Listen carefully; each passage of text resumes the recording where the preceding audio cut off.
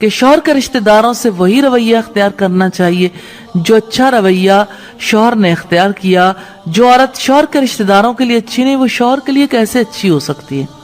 बुखारी की रिवायत है 893 नंबर पर, इब्ने माजा की 1853 और 1857 नंबर पर।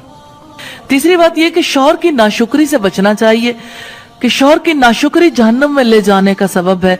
बुखारी की 304 नंबर रिवायत से पता चलता है, आप सल्लल्लाहु अलैहि वसल्लम ने फरमाया कि मैंने तुम औरतों की कसरत जहन्नम में देखी है। तो एक खातून ने सवाल किया, या रसूलल्लाह हम ऐसा क्या करती हैं कि जिसकी वजह से औरतों की अक्सरियत जहन्नम में पहुंच जाएगी।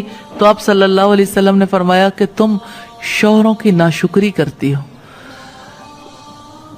कि कोई ऐसा फर्द जो हमेशा उसने मामला करता है, कभी एक दफा कोई ऊंच नीच हो जाए तो तुम कहती हो मुझे तुमसे कभी खैर मिला ही नहीं, तुमने मेरे साथ कभी